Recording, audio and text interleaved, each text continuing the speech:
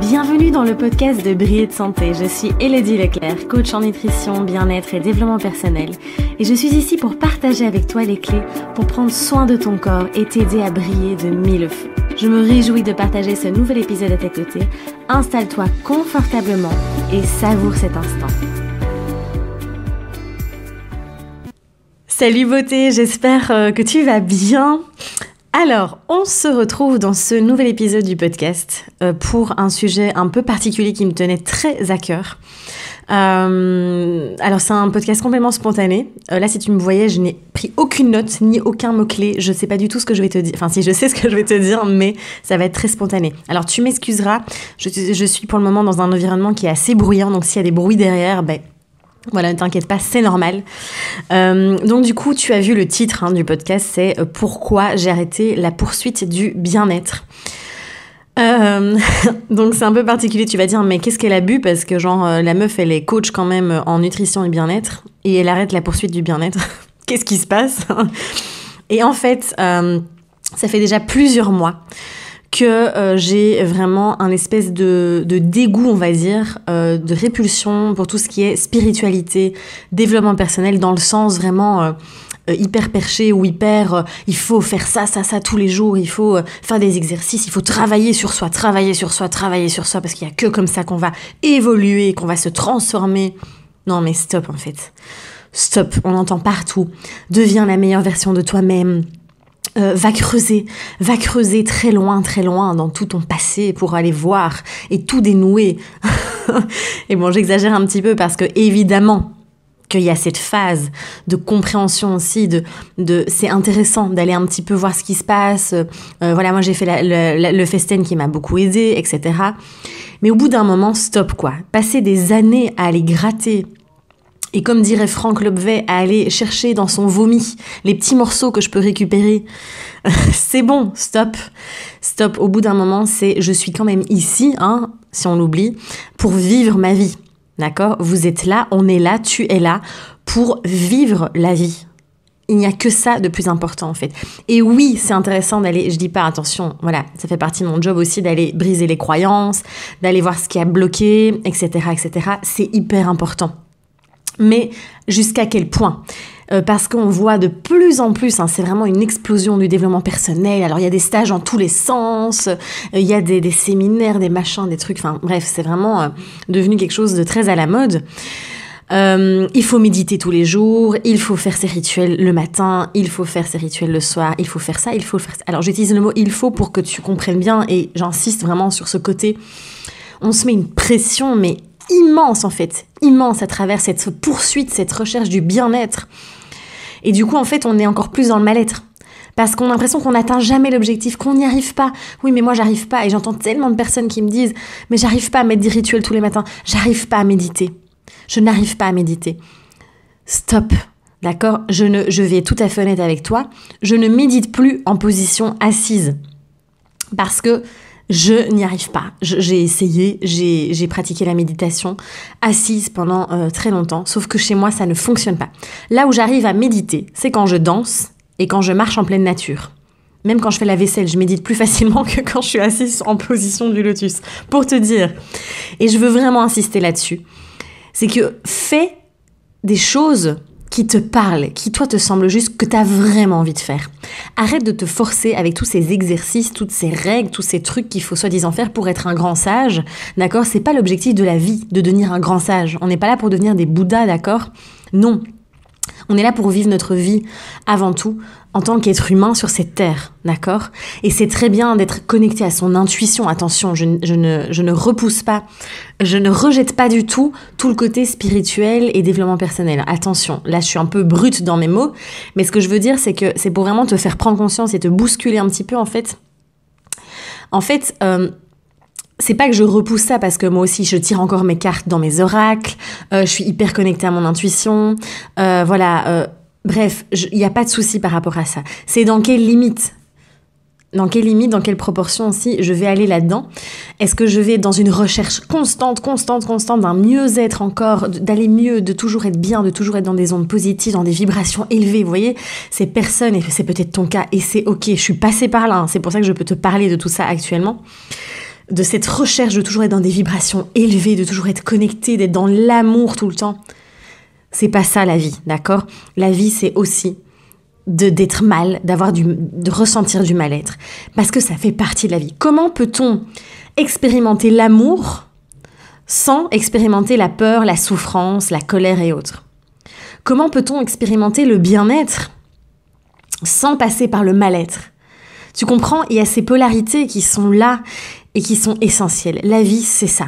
Je te répète à chaque fois, mais c'est le yin et le yang, c'est l'ombre et la lumière, etc., etc. C'est le noir et le blanc.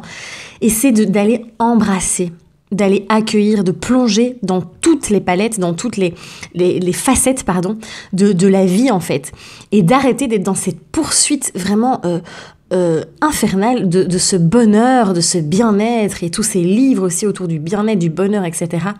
Et de s'autoriser à ressentir des choses qui sont pas agréables, en fait. Parce que du coup, moi je vois bien, hein, même en accompagnement, en coaching et tout, quand j'accompagne les gens, c'est vraiment des personnes qui se retrouvent à s'en vouloir limite de ressentir, de pleurer, à s'en vouloir de ressentir de la peur, à s'en vouloir de pas réussir à tous les matins faire leur méditation pendant 20 minutes et tous les soirs faire leur méditation pendant 20 minutes. Et du coup, il y a une pression, il y a un mal-être, il y a une culpabilité qui s'installe, une frustration, de la colère, de la peur, etc. Une diminution du coup de l'estime de soi et de la confiance en soi. Donc vraiment, en fait, cette recherche de bien-être, finalement, ne va pas être au service de nous, en fait. Et on voit l'effet inverse. On voit vraiment, du coup, une chute vraiment de cette relation qu'on a avec soi-même. Et donc, je t'invite vraiment à prendre du recul sur tout ça, à t'arrêter un instant et à te dire « Waouh, où j'en suis dans tout ça? Est-ce que vraiment tout ce que je suis en train d'entamer, là, de lire 10 millions de bouquins, de regarder je sais pas combien de vidéos, d'aller à des conférences, des stages, d'aller voir des coachs, d'aller voir des thérapeutes qui vont faire je sais pas moi, tout ce qui est constellation familiale, d'aller gratter dans le passé, d'aller essayer de chercher qu'est-ce que mon grand-père a fait, qu'est-ce que ma grand-mère a fait, qu'est-ce que mon père a fait, etc. Pour essayer de justifier le mal-être actuel. C'est ça, hein. Alors, bien sûr, je m'emballe un peu, d'accord? Comme je répète encore une fois, il y a une nuance et un équilibre à trouver là-dedans. C'est évidemment intéressant et je pense qu'il y a cette phase qui est inévitable. Moi, je suis passée par cette phase de recherche non-stop, de comprendre tout ce qui se passait, d'avoir un sens à tout. Si on expérimente ça, c'est qu'on doit l'expérimenter aussi. Il n'y a aucun souci avec ça.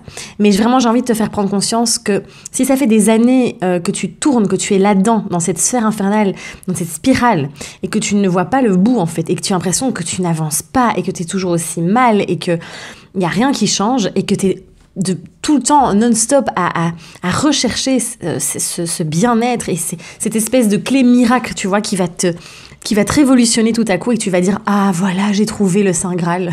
Ça y est, ça n'existe pas. » D'accord? On est juste là pour vivre notre vie. Je le répète, on est juste là pour vivre la vie. Comme dirait Franck Lobvet, je sais que je parle beaucoup de lui en ce moment, mais c'est parce que voilà, je reviens de son stage et que j'ai beaucoup de choses à te partager par rapport à ce que j'ai appris pendant ce stage. La vie suffit à elle-même, en fait. Et tu verras, je te prépare une vidéo où je t'explique en détail, ne t'inquiète pas, tout le stage, tout ce que j'ai vécu, tout ce que j'ai assimilé, appris à travers cette semaine. La vie suffit elle-même. Et en fait, la vie se chargera de mettre des situations qui vont te faire, de toute façon, travailler, j'aime pas ce mot, mais voilà, te faire travailler sur toi-même. Et qui vont, en fait, en tout cas, te permettre de libérer des nœuds, de libérer des mémoires cellulaires et autres. En fait, ce sont les émotions qui vont être les clés pour venir déverrouiller tous ces blocages. Et donc juste, déjà de laisser l'émotion être, laisser respirer l'émotion, laisser vivre l'émotion, eh bien, déjà là, en fait, finalement, c'est une des meilleures thérapies, d'accord?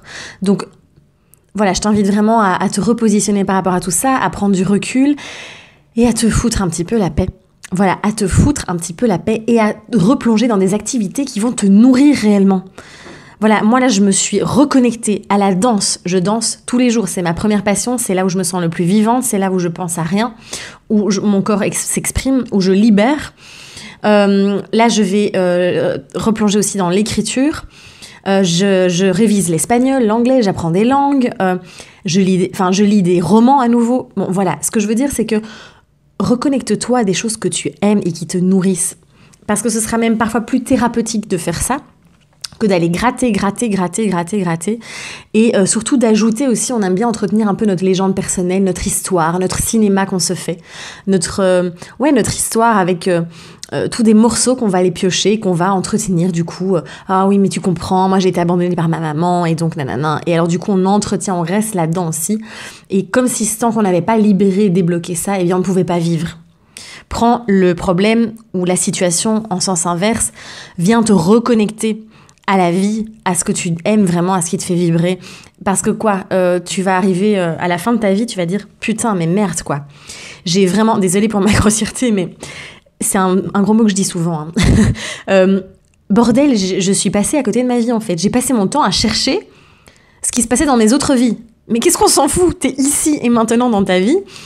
Et tu passes à côté, en fait. Profite, savoure, kiffe ta vie, en fait. Et sors de cette poursuite du bonheur, du bien-être. Et encore une fois, j'ai reçu un mail d'une personne qui est dans un de mes programmes et qui disait oui, mais j'ai tout fait, j'ai tout essayé, j'ai lu les livres, etc. Mais je n'ai rien appris de nouveau, je ne comprends pas. En fait, elle est tout le temps en recherche de la pilule miracle, du miracle qui va arriver, de la solution, de la révélation, de la découverte. Et c'est comme ça pour beaucoup de personnes. Et je suis passée par là. Donc franchement, il n'y a aucun jugement là derrière, d'accord? On fait tous comme on peut de son mieux. Et c'est pour ça que je fais ce podcast aujourd'hui. De manière vraiment très spontanée, c'est vraiment le message que j'avais envie de te faire passer et de te dire juste, mais replonge dans la vie en fait et fous-toi la paix. Et parce que plus en plus tu te focalises, et c'est vraiment ça, plus tu te focalises sur le problème, sur tes blocages, sur tes nœuds, sur la santé, tes problèmes de santé, sur les problèmes de relations et tout, plus t'es là-dessus, ben, tu vibres ça, tu mets ton focus là-dessus, mais forcément tu attires ça. Tu attires encore plus de problèmes, etc. Et tu es plongé là-dedans. Tu es tellement là-dedans, en fait, que tu ne vois plus le reste. Et on se décroche de cette gratitude et de aussi tout l'aspect de profiter de la vie, quoi. Donc, sur quoi désires-tu mettre ton focus, de mettre ton énergie? À quoi veux-tu passer ta vie, en fait? C'est vraiment ça, la question. Et donc, oui, à être accompagnée, évidemment, c'est mon boulot, d'accord? Donc, je vais pas te dire... moi, je vois vraiment l'impact qu'on peut avoir en accompagnant, en étant accompagnée, parce que moi-même, j'ai été coachée aussi. Et pour moi, tout le monde devrait avoir, à un moment donné, sur son chemin, être accompagné, en tout cas, parce que, du coup, la personne a une prise de recul au-dessus. Mais ce que je veux dire, c'est qu'il ne perd pas des années et des années à gratter. T'as gratté un petit peu, t'as compris des trucs, c'est génial, ça t'a libéré. Et puis vis, d'accord? Vis, fais ce que tu aimes, fais ce qui te fait vibrer, tu vois, fais ce qui te fait avoir des papillons dans le ventre, ce qui te fait pétiller, ce qui te fait avoir des paillettes dans tout ton corps, tu vois ce que je veux dire? Quelque chose qui te prend vraiment aux tripes et c'est ça en fait. Ça va être la meilleure des thérapies. Là, moi, je suis en train de me reconnecter à la danse et pour moi, c'est ma meilleure des thérapies, vraiment.